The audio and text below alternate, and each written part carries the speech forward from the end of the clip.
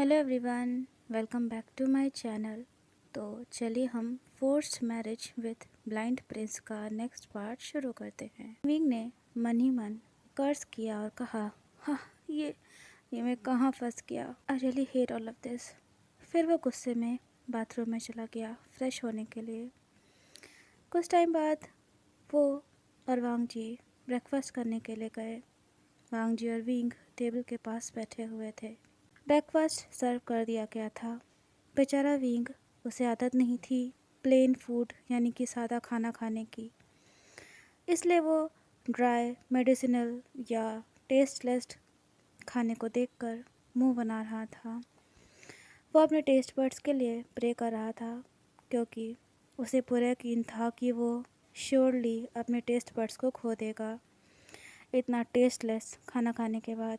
तभी लांचीरन बोले, वे वो शियन, ये हमारा रूल है कि खाते वक्त हम बात नहीं करते हैं और हम खाना वेस्ट भी नहीं करते हैं। तुम्हें अपना खाना फिनिश करना होगा। ये सुनते ही विंग ने पहले खाने की ओर देखा, फिर पपिया इसके साथ लांशीचन की ओर देखने लगा। शिचन बोला, मुझे लगता है कि मास्टर वे को हमारा खाना पसंद नहीं आया।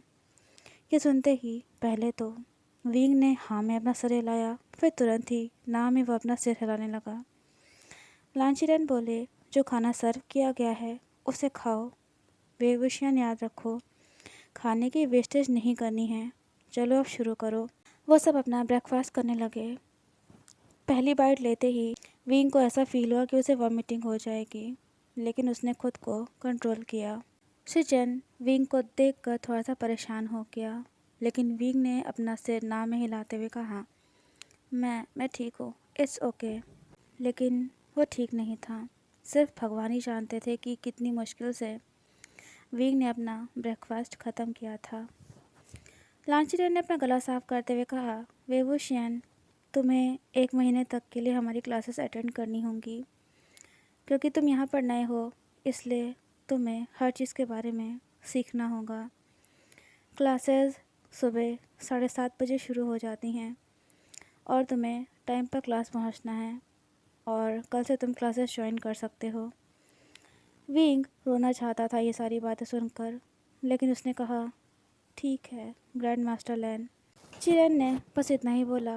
विंग और वांग जी डाइनिंग हॉल के बाहर आ गए। विंग वांग जी की ओर देख रहा था, जो बिना किसी कठिनाई के चलता चला जा रहा था, लेकिन उसके चेहरे पर कोई इमोशंस नहीं थे। विंग चुपचाप वांग जी को फॉलो कर रहा था, क्योंकि वांग जी ने उसे ऑर्डर दिया था उसके पीछे पीछे चलने का। विंग, जो कि अभी भी सिर्फ वांग जी की ओर ही देख रहा था, वो अचानक से रुक गया जब वांग जी रुका। विंग ने अपने सामने देखा। उसने सोचा, लाइब्रेरी, लेकिन वो यहाँ क्या कर रहे हैं? क्या वो बुक्स रीड करेंगे? वांग जी बिना एक सेकंड गंवाए बिना विंग के लाइब्रेरी में एंटर कर गया। विंग भी उसके पीछे पीछे किया। विंग लाइब्रेरी में चारों तरफ देख रहा था। वो बहुत बड़ी लाइब्रेरी थी, साफ़ सुथरी थी और ब्यूटीफुल थी। विंग बोला, वाओ, इतनी बड़ी, इतनी सारी बुक्स हैं यहाँ पर। प्रिंस लैन, क्या कोई स्पेसिफिक रीज़न है कि आप मुझे यहाँ पर लेकर आए हो? ये सुनकर वांग जी बोला, तुम्हें अपना पनिशमेंट लेना है। तुम 300 बार रूल्स को लिखोगे, क्योंकि तुमने 3 रूल्स तोड़े थे। विंग का तो मुंह शौक के मारे खुला का खुला ही रह गया। विंग कंप्लेन करते हुए बोला, लैनर काका, उप्स, मेरा मतलब सेकंड प्रिंस लैन, क्या आप पनिशमेंट के बारे में भूल सकते हो? मैं यहाँ पर नया हूँ, मुझे नहीं पता इन रूल्स के बारे में। वांग जी ने कोल्ड वॉइस में कहा, अपना पनिशमेंट स्वीकार करो। विंग चिड़चिड़ाते हुए बोला, हाउ रूड, कितने रूड हो तुम। वांग जी एक टेबल पर बैठा हुआ था। उसने एक पेपर लिया और उसने उसमें कुछ लिखना शुरू कर दिया। विंग वांग जी की ओर देख रहा था और वो शॉक्ड भी था कि वांग जी लिख रहा था, क्योंकि वांग जी तो ब्लाइंड था ना। तभी लाइब्रेरी में लाशीचन आए। शिचन बोला, मास्टर वे वांग जी। विंग ने शिचन को वो किया। वांग जी भी अपनी जगह पर से उठ गया और उसने शिचन को वो किया। शिचन बोला, मास्टर वे, क्या आप मुझे बता सकते हो कि आप क्यों मेरे भाई की ओर ऐसे घूर कर देख रहे थे? क्या उसने किसी तरह से आपको ऑफेंड किया है। विंग ने कंप्लेंट करते हुए कहा, शिचिन काका अपने भाई की ओर देखिए, मैं यहाँ पर नया हूँ, मुझे रूल्स के बारे में नहीं पता है और आपका भाई मुझे पनिश कर रहा है कुछ रूल्स तोड़ने के लिए। उसने मुझसे कहा है कि मुझे इन रूल्स को 300 टाइम्स लिखना होगा। शिचिन काका प्लीज़ मेरी हेल्प करिए। विंग फेस बना रहा था। वो शिचिन की ओर पपी आइज के साथ देखने लगा। शिचिन ने स्माइल किया और कहा, मास्टर वे आप उदास मत होइए, आपको रूल्स लिखने की ज़रूरत नहीं है। विंग खुशी के मारे उछल पड़ा। वो बोला, सच में शिचिन काका आप बेस्ट हो। तभी वांगजी बोला, ब्रदर इस ओमेगा को रूल्स को 50 टाइम्स लिखने दीजिए। शिचिन शॉक्ड हो गया। उसने बोला, वांगजी तुम इसका नाम भूल गए। वांगजी धीरे से अपना सिर हाँ में हिलाता है। विंग अभी भी वांगजी की ओर देखकर मुंह बना रहा था। वो उस पर बहुत ज़्यादा गुस्सा था। शिचिन ने एक गहरी सांस ली और बोला, वांगजी इसका नाम वेवुशियन है। तुम दोनों को एक दूसरे के नाम के बारे में तो कम से कम जान लेना चाहिए ना। वांगजी ने हाँ में अपना सर हिलाते हुए कहा, ठीक है ब्रदर, लेकिन वेवुशियन रूल्स को 50 टाइम्स लिखेगा। विंग गुस्से में दूसरी तरफ देखने लगा। वो सच में इस एरोगेंट प्रिंस के चेहरे पर थप्पड़ मारना चाहता था। शिचिन बोला, ओके वांगजी, मास्टर वे आप अपने रूल्स को 50 टाइम्स लिख लीजिए। विंग ने ज़बरदस्ती अपने चेहरे पर स्माइल लाई और कहा, ठीक है शिचिन काका। विंग ने शिचिन को वो किया। शिचिन जानता था कि विंग अपने चेहरे पर ज़बरदस्ती स्माइल को फोर्स कर रहा है, लेकिन उसने कुछ कहा नहीं और वहाँ से चुपचाप चला गया। विंग एक टेबल के पास बैठ गया। उसने डेस्क से कुछ पेपर्स लिए और लैन रूल बुक उठाई। विंग का तो सिर चक्कर खाने लगा था उन रूल्स को देखकर। कुछ रूल्स तो कोई सेंस ही नहीं दे रहे थे, मतलब कोई सेंस ही नहीं निकल रहा था उनका कि क्यों बनाए गए हैं ये। विंग उस रूल बुक को फाड़ देना चाहता था, लेकिन किसी तरह से उसने खुद को कंट्रोल किया। वांगजी बोला, विंग अब अपना पनिशमेंट स्टार्ट करो। विंग ने चिड़चिड़ाते हुए वांगजी को देखा और फिर अपने रूल्स को लिखना शुरू कर दिया। 3.5 आवर्स बीत चुके थे जब से विंग लाइब्रेरी में आया था। विंग अपने रूल्स को बस कंप्लीट ही कर चुका था। विंग कुछ देर के लिए ऐसे ही टेबल पर लेट गया, सिर रख के लेट गया क्योंकि वो बहुत थका हुआ महसूस कर रहा था। कुछ देर तक ऐसे लेटे रहने के बाद वो उठ गया। उसने वांगजी की ओर देखा जो अभी भी लिखने में व्यस्त था। विंग ने सोचा, ये आखिरकार लान वांगजी लिख क्या रहा है। विंग अपनी जगह पर से उठा।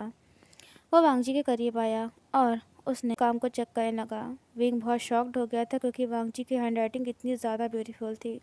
3 घंटे से वांगजी स्टूडेंट्स के लिए नोट्स बना रहा था। विंग को चक्कर से आने लगे।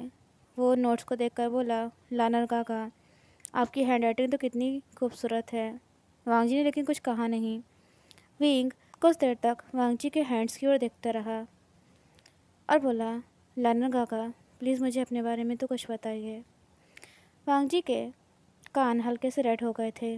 वो थोड़ा सा एम्बेरस फील कर रहा था जब विंग उसे लानर काका कहकर बुला रहा था। वांगजी बोला, अपना काम ख़त्म करो, तुम्हें अपना पनिशमेंट अंकल को सबमिट करना है।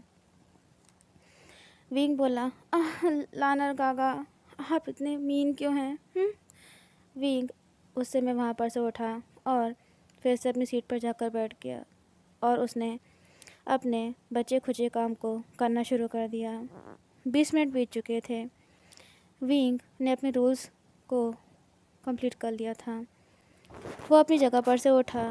उसने एक जम्हाई ली, मतलब यौन किया और अपनी पीठ को सीधा किया। विंग मन ही मन कर्ज करते हुए बोला, फाइनली मैंने oh my God in rules को कंप्लीट कर ही लिया। इस बार विंग ने वांगजी की ओर नहीं देखा और वो लाइब्रेरी में इधर उधर घूमने लगा। विंग बुक्स के थ्रू देख रहा था। वो आखिरी बुक शेल्फ पर पहुंचा। वो मुड़ने ही वाला था कि तभी रुक गया जब उसकी नज़र एक स्ट्रेंज यानी कि अजीब सी बुक पर पड़ी। विंग क्यूरियस हो गया कि आखिरकार इस बुक में लिखा क्या है। उसने उस बुक को उठाया। उस बुक के जो कवर था, बुक का जो कवर था, उस पर कुछ स्ट्रेंज पैटर्न में कुछ लिखा हुआ था। विंग ने उस बुक को ओपन करने की कोशिश करी, लेकिन वो ऐसा नहीं कर पाया। ऐसा लगा कि उस बुक को टैलिस्मान का यूज़ करके लॉक कर दिया गया था। विंग तो अब और ज़्यादा क्यूरियस हो गया। वो देखना चाहता था कि उस बुक में क्या लिखा है किसी भी कीमत पे। विंग ने कोशिश करी अपने तलिस्मान का यूज़ करने की, लेकिन उसके किसी भी तलिस्मान ने वर्क नहीं किया। विंग बहुत फ्रस्ट्रेट हो गया और गुस्से में उसने वो बुक फिर से बुक शेल्फ पर रख दी और फिर वो वहाँ से चला गया। विंग ने ये चीज़ नोटिस नहीं करी कि उस बुक से कुछ स्मोक जैसा निकला था और वो ब्लैक स्मोक एक ब्लैक सोल के शेप में आ गई। उस सोल के फेस पर एक इविल स्माइल थी और फिर वो सोल वहाँ से गायब हो गई। विंग लाइब्रेरी के बाहर वांगजी के साथ आ गया और वो कुछ पेपर्स को पकड़े हुए था। वांगजी बोला, वेवोशियन, तुम इन पेपर्स को प्रिंसिपल को दे दो ताकि वो उन्हें अंकल तक पहुँचा दे। फिर वांगजी वहाँ से चला गया। विंग ने अपना फेस बनाया। विंग ने वो पेपर्स उस प्रिंसिपल को दे दिए और फिर वो भी वहाँ से चला गया। विंग पैलेस में इधर उधर रोम कर रहा था, मतलब घूम रहा था। सारे सर्वेंट्स जो उसके करीब से गुजर रहे थे वो उसे वो कर रहे थे। विंग के फेस पर एक बनी स्माइल थी। वो बहुत क्यूट सा लग रहा था। तभी वो किचन के पास से गुजरा। तभी उसे अपनी नाक पकड़ ली। जब उसके नाक में वो स्मेल आई खाने की, जो कि वो कुक बना रहा था। विंग ने किचन में एंटर किया। उसने देखा कि कई सारे कुक्स वहाँ पर काम कर रहे थे। जितने भी कुक्स वहाँ पे मौजूद थे उन्होंने विंग को बो किया जैसे उन्होंने उसको देखा। विंग ने ऑकवर्ड वे में कहा, इसकी कोई ज़रूरत नहीं है, मुझे इतना ज़्यादा बो करने की कोई ज़रूरत नहीं है, मुझे सबकी आदत नहीं है। तभी एक कुक बोला, आप लैनर फुरन हैं, हमें आपको रिस्पेक्ट देनी ही है। विंग बोला, अच्छा अच्छा ठीक है, लेकिन मुझे बताओ तो कि तुम लोग क्या बना रहे हो, स्मेल ज़्यादा अच्छी नहीं आ रही है।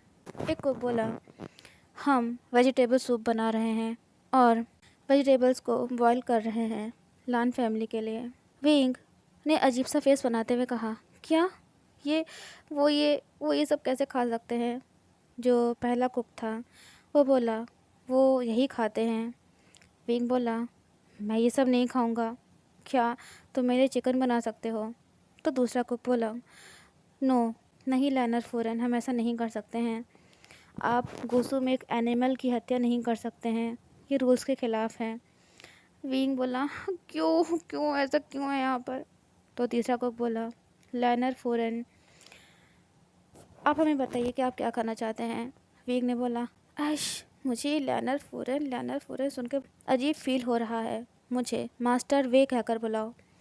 ये सुनकर कुक्स ने हाँ में अपना सर हिलाया। विंग बोला, मेरे लिए कुछ स्पाइसी सा खाना बना दो। ये सुनकर कुक्स ने हाँ में अपना सिर हिलाया। विंग ने स्माइल किया और फिर वो किचन से बाहर आ गया। जब वो कॉरिडोर से गुजर रहा था तो उसे ऐसा महसूस हुआ कि कोई उसे फॉलो कर रहा है। उसने पीछे मुड़कर देखा, लेकिन वहाँ पर तो कोई नहीं था। विंग ने अपने कंधों को उचकाते हुए कहा, हाँ मैं भी ना पता नहीं क्या सोच रहा हूँ, और फिर से वो चलने लगा। इस बार विंग को ऐसा महसूस हुआ कि कोई उसे टच करने की कोशिश कर रहा था। ये देखते ही विंग ने तुरंत अपना तलिस्मान निकाला और उसे पीछे फेंक दिया। विंग ने एक ब्लैक स्मोक को वहाँ से गायब होते हुए देखा। विंग ने सोचा, ये क्या था। विंग ने कुछ और टैलिस्मान्स भी भेजे, लेकिन अब वहाँ पर कुछ भी नहीं था। वो वहाँ से चला गया। विंग के जाने के बाद वो ब्लैक सोल फिर से वापस आ गई और वो ईवल तरीके से स्मर्क कर रही थी और फिर से वो गायब हो गई। विंग बहुत ज़्यादा बोर्ड हो गया था। उसने वांगजी को ढूंढने की कोशिश करी पर वांगजी उसे कहीं नहीं मिला। विंग डिसाइड किया कि वो अपने टैलिस्मान्स को बनाएगा। विंग ने शिचन से कुछ पेपर्स के लिए मांगा और कुछ ज़रूरी चीज़ें। शिचन ने नौकर को आदेश दिया कि वो विंग को जो भी ज़रूरत है उसको पूरा करें। विंग ने शिचन को थैंक यू बोला। सर्वेंट्स जब विंग के लिए सारा ज़रूरी सामान ले आए तो विंग ने उन्हें थैंक यू कहा और फिर अपने न्यू टैलिस्मान पर वर्क करना शुरू कर दिया। एक डार्क रूम में एक लेडी बैठी हुई थी। वो एक पॉट पर जिसमें कुछ अजीब सी लिक्विड बॉयल हो रही थी, उस पर वो कुछ मैजिक ट्राई कर रही थी। सडनली अचानक से एक ब्लैक सोल उस लेडी के पीछे आ गया। लेडी ने स्माइल करते हुए कहा, ओह, तुम अब फ्री हो चुके हो, ये तो बहुत अच्छी बात है। ब्लैक सोल बोला, हाँ, अब हम फिर से अपना टास्क कंप्लीट कर सकते हैं। मैं एक अच्छे अफसर का इंतज़ार कर रहा हूँ उसके अंदर एंटर करने के लिए और उसे पजेस करने के लिए।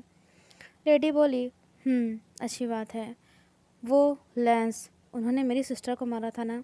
मैं अपनी बहन का बदला ज़रूर लूँगी। मैं वो चीज़ पूरी करूँगी जो मेरी सिस्टर कंप्लीट नहीं कर पाई थी। मैं उन लैंस को पीसफुली जीने नहीं दूँगी। उन लैंस ने जो भी किया उसका उन्हें भुगतान करना ही होगा। उस लेडी ने गुस्से में उस पॉट को कसकर पकड़ा। उसके हाथ चल रहे थे लेकिन उसे कोई फ़र्क नहीं था। वो उस दिन के बारे में सोच सोच के और ज़्यादा नाराज़ हो रही थी। वो ब्लैक सोल फिर से वहाँ से गायब हो गई। कुछ टाइम बाद, रात का टाइम था, विंग किचन में काम कर रहा था। वो अपने लिए खाना बना रहा था। विंग ने जो लंच शेफ्स ने लंच में खाना बनाया था उसको टेस्ट किया, लेकिन उसे वो टेस्ट पसंद नहीं आया। तो उसने शिचन से कहा कि क्या वो अपने लिए खुद से खाना बना सकता है जिंगशी में। शिचन ने विंग को अलाउ कर दिया। विंग बहुत खुश था। लांचडन को ये आइडिया बिल्कुल ही पसंद नहीं आया था, लेकिन उन्होंने कुछ कहा नहीं। वांग जी जिंगशी में वापस आ गया। विंग ने वांग जी को किचन से ही देख लिया। विंग ने एक एनॉयड लुक दिया और विंग ने वांग जी की ओर थोड़ा सा चिड़चिड़े वे में देखा और फिर से अपना काम शुरू कर दिया। वांग जी ने अपनी आउटर रोब्स निकाली और वो बाथरूम में चला गया। विंग बड़बड़ाते हुए बोला, कोल्ड प्रिंस, मुझे तुमसे नफरत है। वांग जी शावर लेकर आ चुका था। वो बेड पर बैठा। रिसिपर्स ऑलरेडी खाना लेकर आ चुके थे वांग जी के लिए। वांग जी टेबल के साइड में बैठ गया। विंग भी अपनी डिश के साथ वापस आ गया और उसने उस डिश को टेबल पर रख दिया और वो बैठ गया। तभी वांग जी ने अपनी नोज़ को पकड़ लिया जब उसे कुछ चिलीज़ की सेंट अपनी नोज़ में पड़ी महसूस हुई। वांग जी बोला, तुम इतनी ज़्यादा चिलीज़ मिर्च खाते हो? विंग ने वांग जी की ओर देखा और कहा, हाँ, मैं तो इससे ज़्यादा भी खा सकता हूँ। मुझे स्पाइसी खाना पसंद है और तुम्हारे क्लैन का एक खाना कितना बोरिंग है, टेस्टलेस है। तुम लोग तो खाने में नमक भी यूज़ नहीं करते हो। मुझे तुम्हारा खाना बिल्कुल भी पसंद नहीं है। वांग जी सिर्फ विंग की बातें सुन रहा था, लेकिन उसने कुछ कहा नहीं। विंग ने सोचा कि आखिरकार इस वांग जी को पता कैसे चला कि मैंने अपने खाने में इतनी ज़्यादा मिर्च का इस्तेमाल किया है और मैं इसे क्यों हर चीज़ बता रहा हूँ। हाँ। उन्होंने अपना खाना खाना शुरू किया। डिनर के बाद वांग जी ने कुछ टाइम के लिए मेडिटेट किया और विंग ने फिर से अपने जो इनकम्प्लीट टैलिस्मान्स थे उन पर वर्क करना शुरू कर दिया। वांग जी बेड पर लेट गया था क्योंकि रात का 9 बज चुका था। विंग ने वांग जी की ओर देखा और अपने सिर को ना में हिलाया। विंग ने सोचा, आखिरकार ये लैंस इतनी जल्दी कैसे सो सकते हैं और इतनी जल्दी उठ भी जाते हैं। माय गॉश, मैं कैसे ये सब बर्दाश्त कर पाऊँगा, कैसे एडजस्ट करूँगा यहाँ पर। विंग को नींद नहीं आ रही थी, इसलिए वो जिंगशी के बाहर आ गया। वो जिंगशी के डोर स्टेप पर बैठ गया।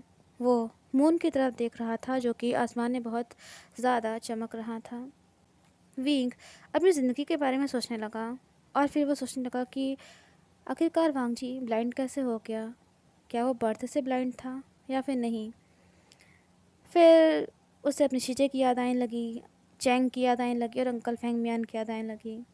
विंग अपने ख्यालों में खोया हुआ था। उसने ये नोटिस नहीं किया कि एक ब्लैक सोल, वही ब्लैक सोल जो पहले उसके पीछे पड़ी हुई थी, वो वहाँ पे आ गई है और वो उसे घूर रही थी। उसके चेहरे पर एक ईवल यानी कि डेविलिश स्माइल थी। विंग बहुत थका हुआ महसूस कर रहा था। वो अपने बेड के करीब पहुंचा। उसने देखा कि वांग जी पीसफुली बेड पर सो रहा था, छत की तरफ मुँह किए हुए। विंग बेड पर लेटे लगा। तभी वांग जी भी उसी टाइम पर मूव किया। इसकी वजह से विंग डिसबैलेंस हो गया और वो वांग जी के ऊपर ही गिर गया। अचानक से वांगची की आंखें खुल गईं। तो फ्रेंड्स, कैसा लगा आज का पार्ट मुझे कमेंट में ज़रूर बताइएगा। वीडियो अच्छी लगी हो तो वीडियो को लाइक शेयर, चैनल को सब्सक्राइब करना मत भूलिएगा। मिलते हैं नेक्स्ट पार्ट में। Till then take care and have a nice day.